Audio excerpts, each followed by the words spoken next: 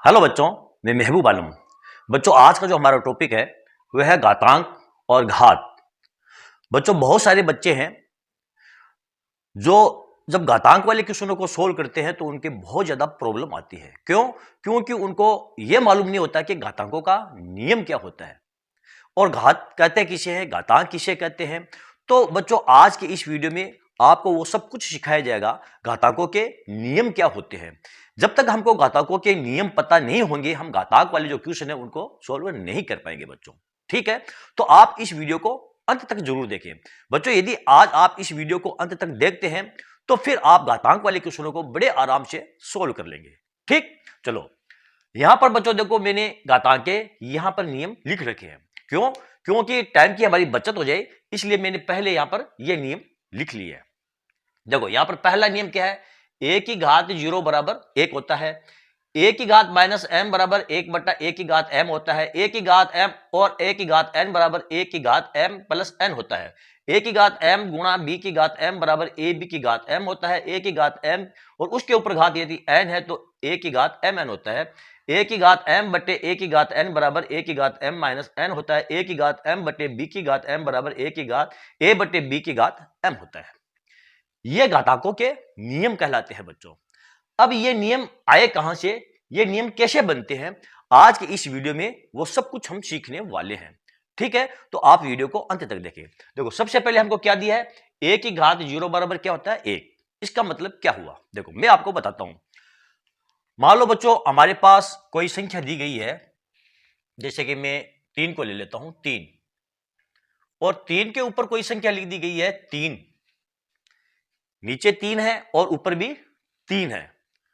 तो इस संख्या को हम क्या कहते हैं, पहले जो ऊपर वाली संख्या है उसको देखते हैं।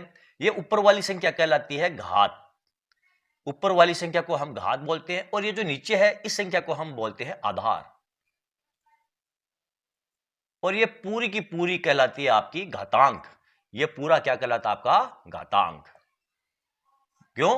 क्योंकि ये घात वाली संख्या है, इसलिए हम इसको घातांक कहते हैं। अब बच्चों यहां पर 3 के ऊपर 3 दिया है, तो इसका मतलब होता क्या है, इसका मतलब ये होता है बच्चों, देखो यदि 3 के ऊपर 3 है तो इसका मतलब होता है 3 को आप 3 बार गुणा कर लो। इस प्रकार कितने आ जाएंगे आपके, ये 27 आ जाएंगे।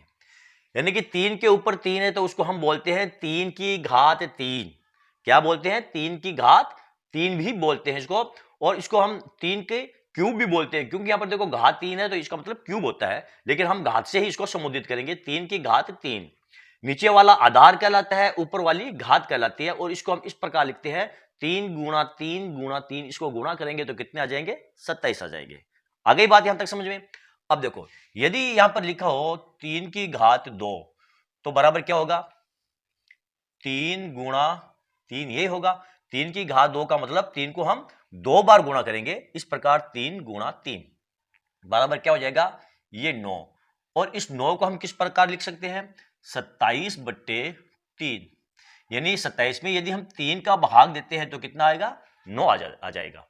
समझो बच्चों, देखो यहां पर 3 गुणा 3 गुणा 3 बराबर क्या है 27। यदि इस 27 में हम इस 3 का भाग दें तो कितने आ जाएंगे, 9।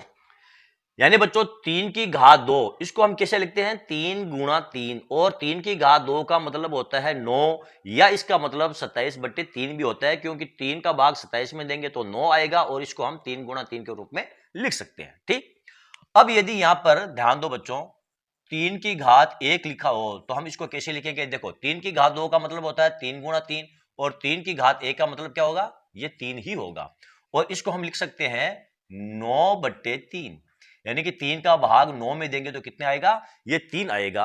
तो 3 की घात 1 का मतलब 9 बट्टे 3 भी होता है, और 9 बट्टे 3 का मतलब 3 होता है, या 3 की घात 1 होता है। आ गए यहां तक समझ में। अब मान लो यहां पर आ जाएगा 3 की घात 0, क्योंकि देखो 3 की घात 3, 3 की घात 2, 3 की घात 1, और 1 के बाद में क्या आएगा, ये 0 ही आएगा। तो 3 की घात 0, 3 की घात 0 का मतलब क्या होता है 1। क्यों? क्योंकि यहां पर देखो 3 में हम किसका भाग देंगे, 3 का भाग देंगे, तो 3 में 3 का भाग देंगे तो ये 1 आएगा। तो 3 की घात 0 का मतलब क्या हुआ, 1 हुआ। कहने का मतलब क्या है बच्चों, ध्यान दो, कोई भी संख्या जिसके ऊपर घात यदि 0 है तो उसका मान क्या होगा, उसका मान 1 होगा। यानी इसका मतलब यह है कि उस संख्या में उसी संख्या का भाग दिया गया है। जैसे कि यहां पर देखो 3 की घात 0 है, तो इसका मतलब यह हुआ 3 के अंदर 3 का भाग दिया गया है, तभी तो 1 आया है। तो इसका मतलब क्या हुआ, 3 की घात 0 का मतलब 1 हुआ, और इसका दूसरा मतलब यह है कि इस 3 के अंदर 3 का ही भाग दिया गया है, तभी तो 3 की घात 0 बराबर 1 आएगा। तो यहां पर हमारा जो ये नियम है a की घात 0, यहां पर a है कोई संख्या है, कुछ भी हो सकती है, 3, 5, 7, 100, 200, 1000, 2000, 10,000, कोई भी संख्या यहां पर ले सकते हो आप। और यदि उसके ऊपर पावर में 0 है तो उसका मान कितना होगा, हमेशा 1 ही होगा। क्यों, क्योंकि यहां पर मान लो 9 है, एक सपोज कर लो 9 है और ऊपर घात 0 है, तो इसका मतलब हुआ 9 के अंदर हम 9 का ही भाग देंगे, यानी जिस संख्या में उसी संख्या का भाग देंगे तो भागफल 1 ही आएगा। तो इसका मतलब हुआ ये 1। आ गए यहां तक समझ में पहला नियम। तो ये हमारा पहला नियम है, a की पावर 0 बराबर 1 होता है, इस प्रकार होता है ये a की पावर 0 बराबर 1। ठीक है, आगे चलते हैं। अब 3 की पावर 0 तो हो गया, अब इसके बाद में कौन सी संख्या आएगी, अब यहां से संख्या आपकी माइनस में शुरू हो जाएगी, क्योंकि 0 के बाद में कोई संख्या है नहीं, तो 0 के बाद में माइनस संख्या शुरू हो जाती है। तो यहां पर हम लिखेंगे 3 की पावर यदि -1 हो तो ये किसके बराबर होगा, ये हो जाएगा, देखो अब यहां पर 1 में किसका भाग देंगे, 3 का भाग देंगे, 1/3 करेंगे, यानी कि 3 की पावर -1 है, इसका मतलब क्या हुआ, 1/3, यानी 1 के अंदर 3 का भाग देंगे, 1/3 है, 1 के अंदर हमने किसका भाग दिया है, 3 का भाग दिया है।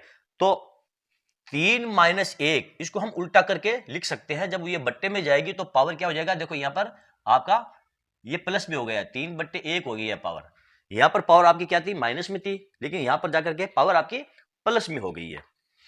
यदि मैं यहां पर लिखूं 3 की पावर -2 तो बराबर, देखो 1/3 फिर गुणा 3 और हो जाएगा, तो ये हो जाएगा आपका 1/3 की घात 2। देखो यहां पर 3 की घात -2 थी और यहां पर जाकर क्या हो गई है, ये प्लस में हो गई है, 3 की पावर 2 हो गई है। कहने का मतलब यह है बच्चों, यदि आपको a की घात -m दिया है, कोई संख्या यहां पर दी है a, कोई भी संख्या हो सकती है, यदि उसके ऊपर पावर माइनस के अंदर पावर है तो वो बट्टे में जाकर के क्या हो जाएगी, वो प्लस में हो जाएगी।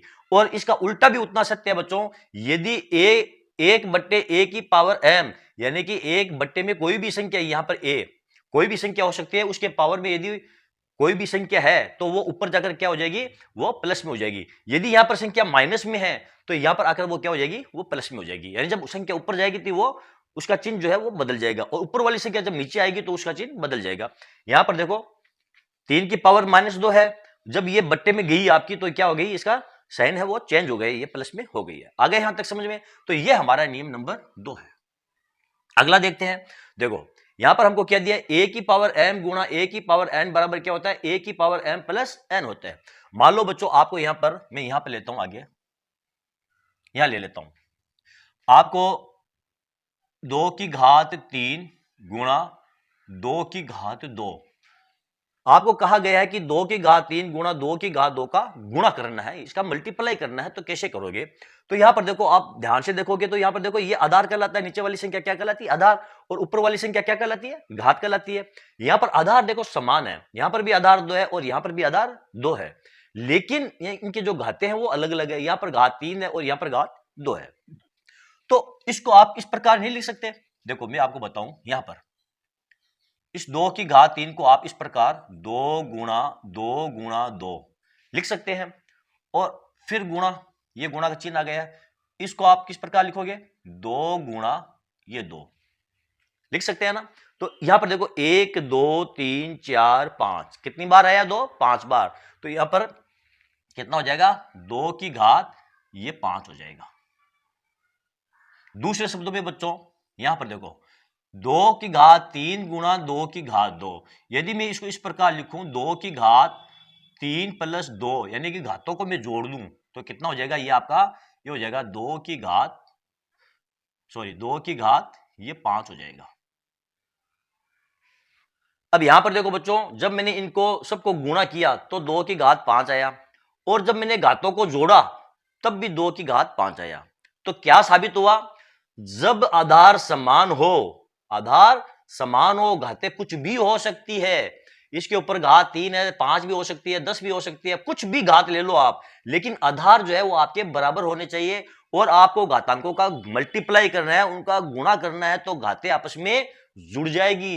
यहां पर देखो मैंने 3 और 2 को जोड़ दिया है तो 2 की घात ये 5 हो गया है।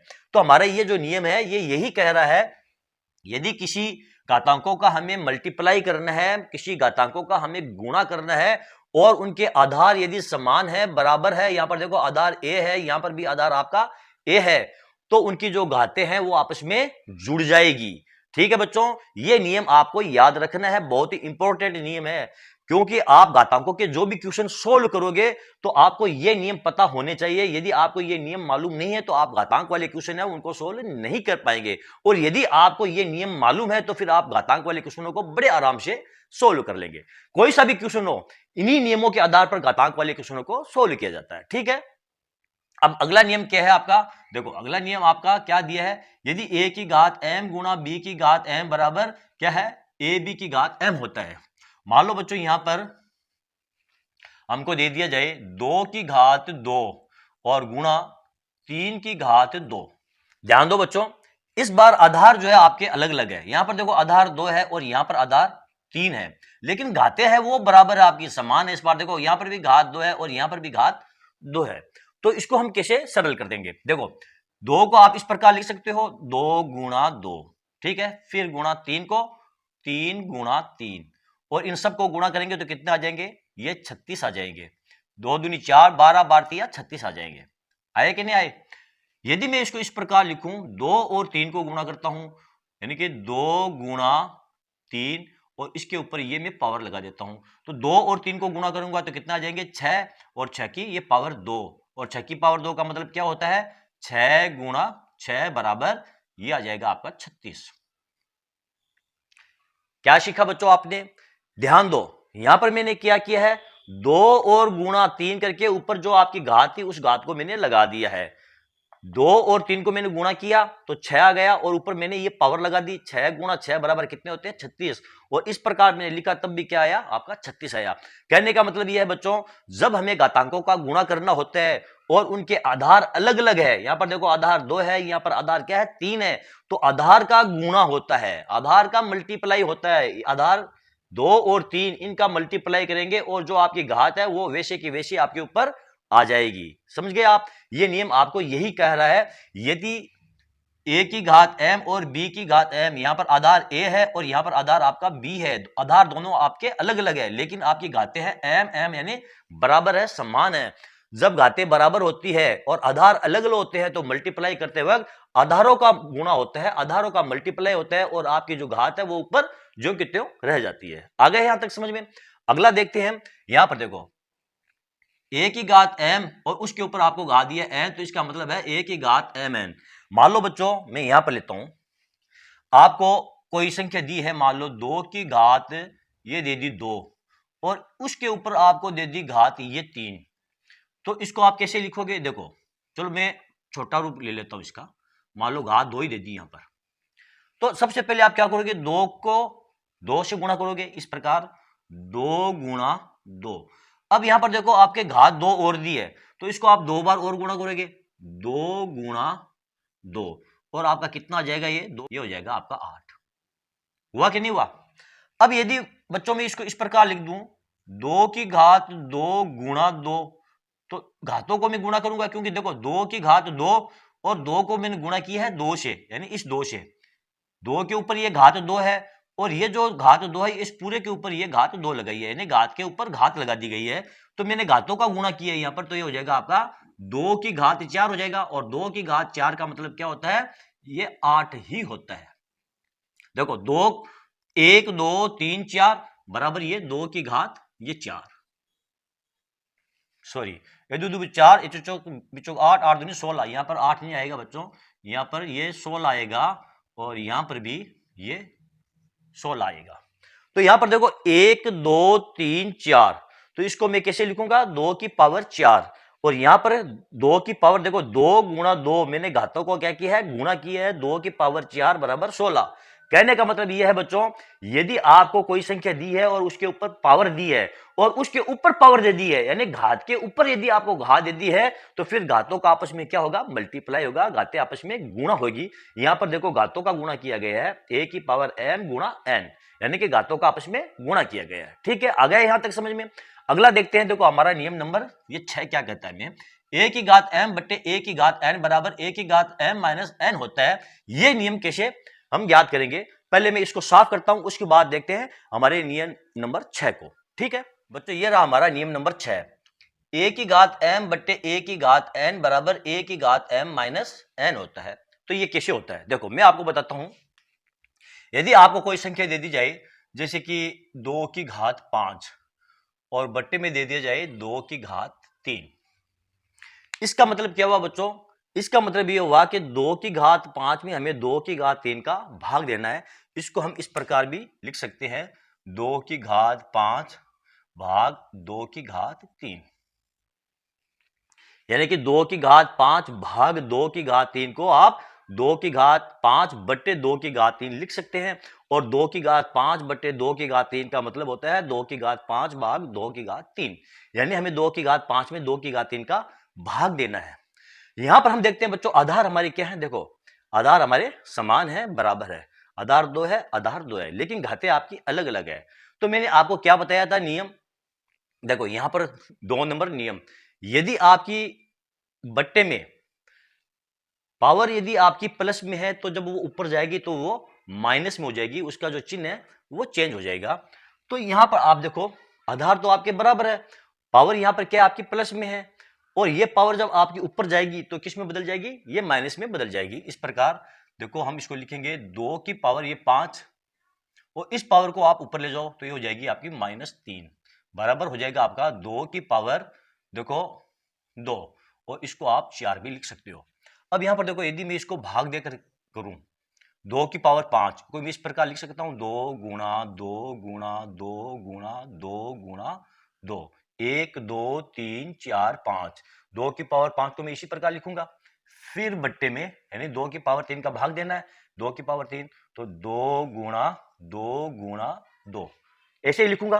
तो देखो इस 2 से 2 कट गया, इस 2 से ये 2 को काट देंगे, इस 2 से इस 2 को काटेंगे, तो पीछे क्या रह गया आपका, देखो 2 गुणा 2 बराबर 2 की पावर 2 बच गया, ये आपके पास बच गया 2 की पावर 2, 2 की पावर 2 बच गया, 2 की पावर 2 बराबर 4। तो इसी को मैंने इस प्रकार लिखा है 2 की पावर 5 माइनस 2 की पावर 3। यहां पर देखो ये 3 पावर थी और ये 3 पावर आपस में कट गई है, यानी इन 3 पावर को मैं ऊपर ले जाऊंगा तो इन 3 पावरों से ये 3 पावर कट जाएगी, पीछे हमारी ये 2 पावर रह जाएगी।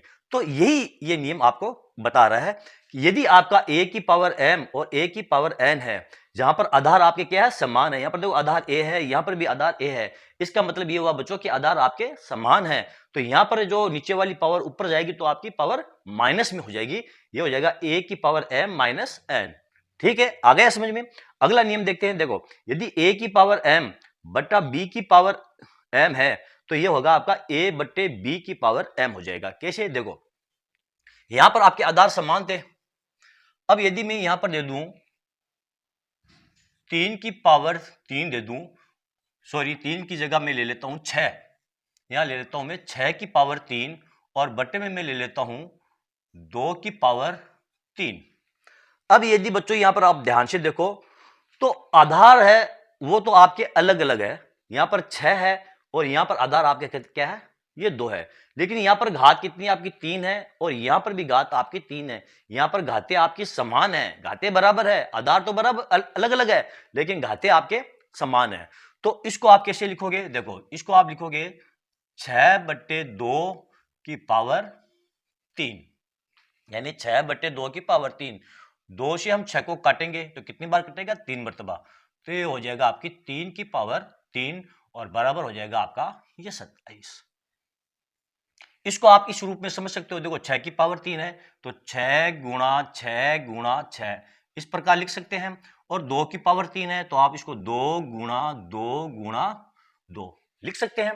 तो देखो 2 से 6 को काटेंगे 3 मरतबा, 2 से 6 को काटेंगे 3 मरतबा, 2 से 6 को काटेंगे तो ये 3 मरतबा, तो देखो 3 गुणा 3 गुणा 3, तो ये हो जाएगा आपका 3 गुणा 3 गुणा 3 बराबर कितने हो जाएगा, 3 की घात 3 बराबर ये 27।